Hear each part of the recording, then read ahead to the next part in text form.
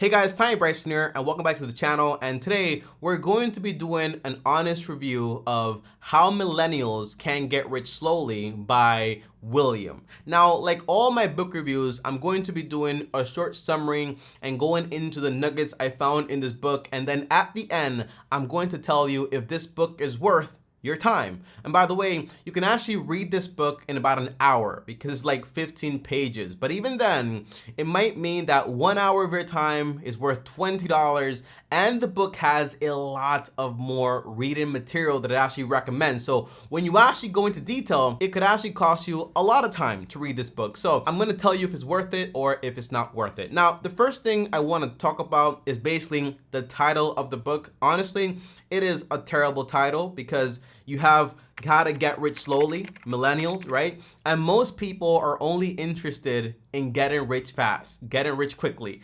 And I think the author knows that. And that's why off the bat, the title is just off-putting for those people. But for me, it interested me so much because it's like, yeah, I know getting wealthy takes time. I want to know what this book is all about. Now, one thing I didn't like is the reviews that I found for this book over on Amazon. Whenever I'm going to read a book, no matter if it's short or long, I go on Amazon and I basically look at the reviews, not the 4 stars, the 5 stars, no, the 3 stars and the 1 stars. And what I found is that people are looking for new things, so things that are basically going to help them put more things into their little Excel sheets. People basically said that this book is boring in a way, that it has basically just basic information and there's nothing new in it. And in reality, when you're talking about finance and money, what new things do you actually want out of money and finance? It's the same things formatted in a very simple,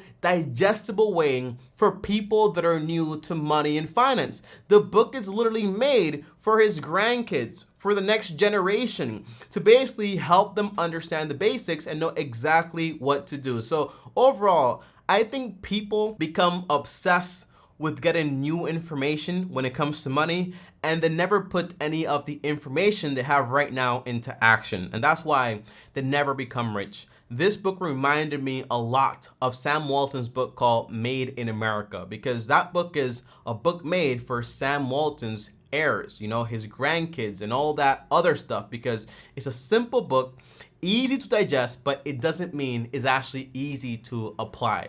So let's go into the summary off the bat, and do me a favor and smash the like button because it helps a lot with the channel and I appreciate it a ton. And the whole summary of this book is very simple.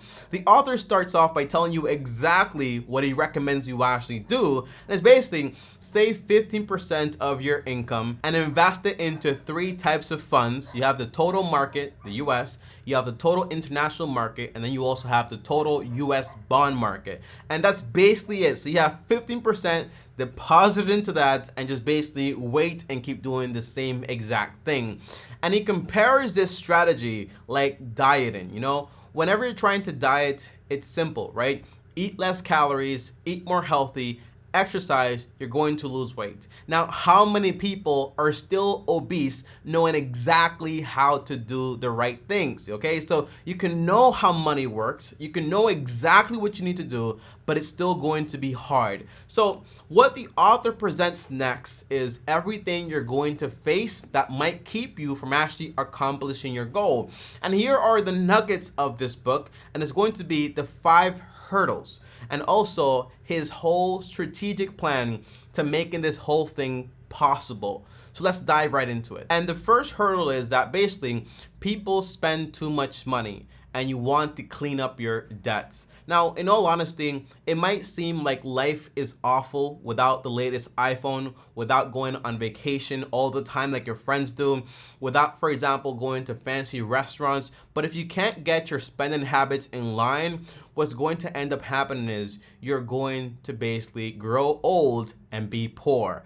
And instead of eating, for example, fancy restaurant meals, well, you're going to be eating cat food. That's what the author literally says. So you have to get your spending under control, so that way you can have a surplus and use that surplus for cleaning up your debt and also investing. It's so interesting that even this author says that the only time you should be investing when you have debt is literally when you have a 401k match, because basically if your employer is giving you 100% match or a 50% match, putting money into that and maxing it out to the max match is going to be an instant like 50% or 100% return, which makes sense. But if you are in debt, clean up your debt before you start thinking about retirement. So get your spending under control and try to save a minimum of 15%, but most likely as much as you possibly can. Now, the second hurdle you're actually going to have to overcome is the hurdle of ignorance, in a sense.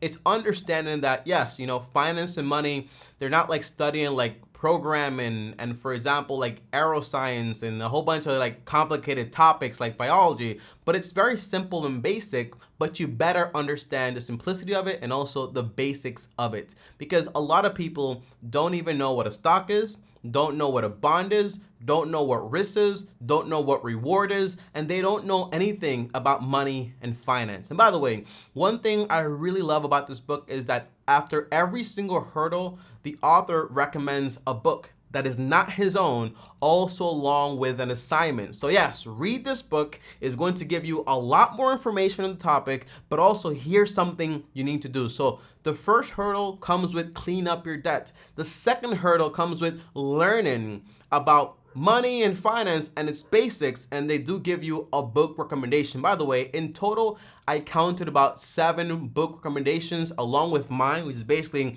read Sam Walton's book Made in America. So it's a total of 8 if you include mine. But it's amazing because you walk out of here knowing one thing: this book is too small to tell you everything you need to know about money.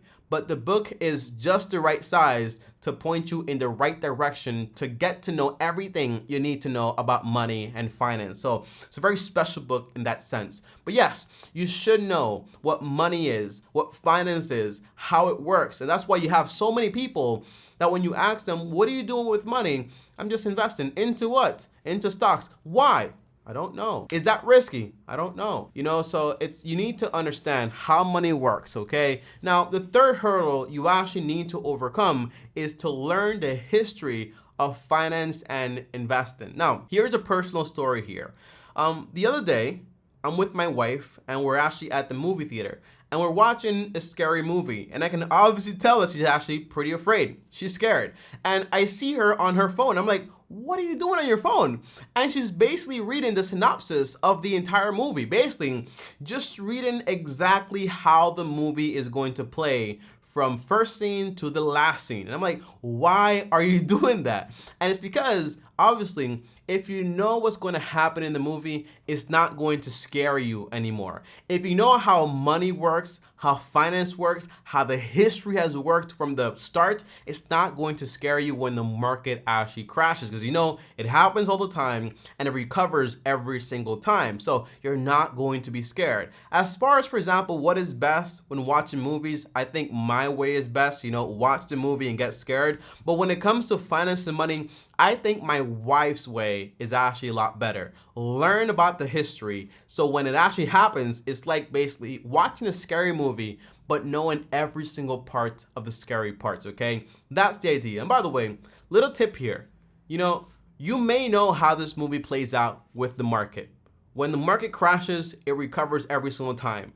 But you will have to understand that emotionally and your brain, they're two very distinct things, okay? My point is to know about that there is a possibility of you losing half your money or 90% of your money is like obvious, right? It can happen. I understand it. It recovers. But to experience it is a whole different animal. And that's why the fourth lesson you have to understand is that the fourth hurdle is, you are the biggest threat to your investment life or career or journey. Okay, so here's the main thing, okay?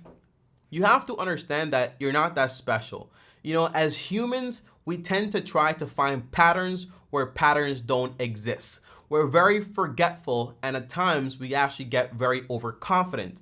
All three of those things are very true, and I've experienced every single one of them. Here's one thing. You may become overconfident in your strategy and thinking you know just about everything, but you may not know everything. So that's why it's so important to study and to read. Number two, you may try to find patterns where patterns don't exist. That's why you have so many speculators and day traders and brokers and all this analytics trying to find patterns where patterns don't exist. You can't possibly predict the market. It's obvious, but people still try to do it all the time. And lastly, we are very forgetful, and that's me adding that in there for the author. In what sense can I tell you that? Well, I know for a fact that when times are bad, we tend to think bad times are never going to end. And when times are good, we tend to think good times are never going to end. That's why you have people that earn a lot of money and spend like they're always going to earn a lot of money. So you have to understand that. And by the way,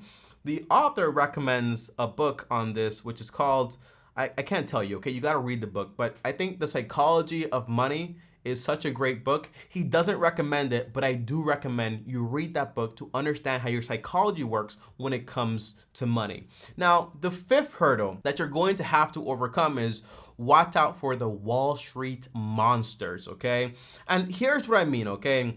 In the normal world, when you go to an accountant or you go to a doctor, you feel like obviously these people know a lot more than I do. That's why I want to hire them to do my taxes. That's why I want to hire them to do my surgeries, okay? Because I can't do a surgery. I'm not a doctor.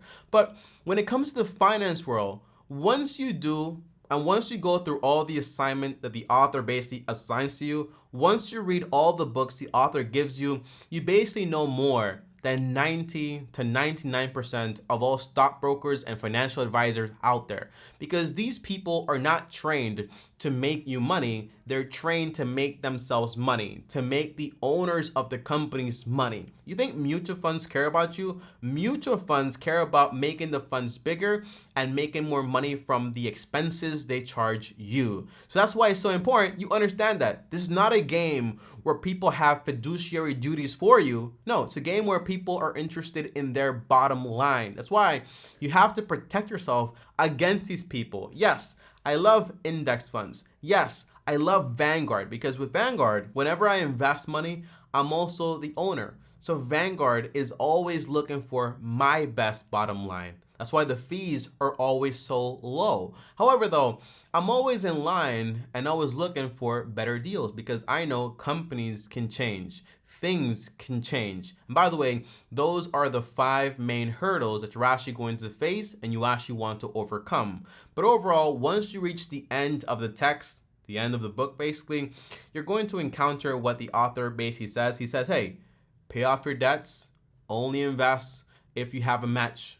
Once you're done with that, save money, at least 6 months into an emergency account. Put it in a CD, put it in a savings if you want to, but don't put it, for example, in a retirement account where you're going to experience a massive drawback if you try to take the money out. And once you're done with that, take that 15% and split it into those 3 funds you recommended. US total stock, international total stock, and also US total bond market, and split it 3 ways and do some rebalancing and just continue to do that. But the overall idea is not just saving 15%, but trying to save as much as you can. Now, I also want to recommend you guys one more thing. Read the book called Your Money or Your Life by Becky, I think, or Vicky. I think her name is Vicky. Yeah, Vicky. Because the author does a great job of showing you how from 25 to 65, if you do things correctly, you can retire very comfortably. But the truth is that if you're 25 and you're young right now, you could actually retire by 40 comfortably. And that's not me telling you, for example, hey, I'm selling you a rich quick scheme or whatever. No, it's going to be hard and difficult, but it is possible to get it done. So that way you're not waiting until you're 65 to start living, in a sense. It's a very interesting book. It's a great book with a lot of resources, and there are some gaps. For example, what do you do when you're actually planning your estate? They don't talk about that. The author says it doesn't really matter, because when that time comes, things may already change. I agree.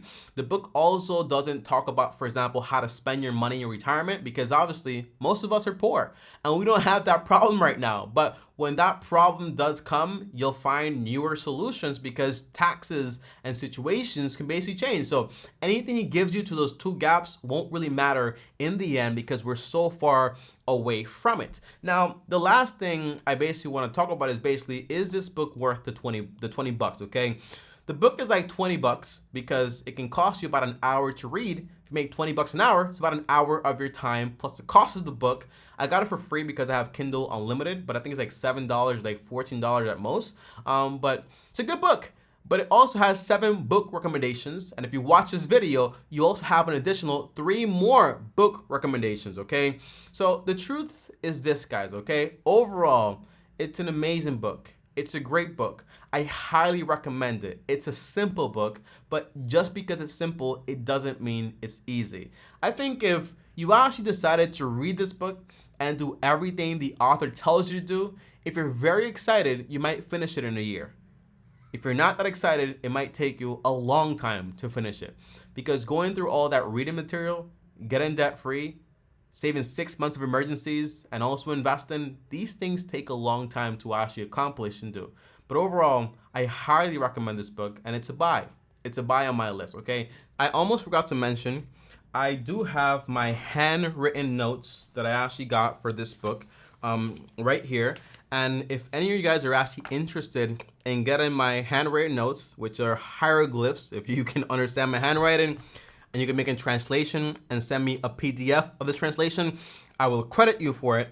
But I will be uploading these notes over on my Ko-Fi account, and you can download them for free in case you want some notes to go along with the book, or you can read the notes and then skip the book if you want to. I do recommend you read the notes, read the book, make your own notes, and that way the information stays in your mind. So yes, please send me a translation of my hieroglyphs. I will credit you if you do this. Thanks for watching. All right, now I'm out. For real this time. Peace.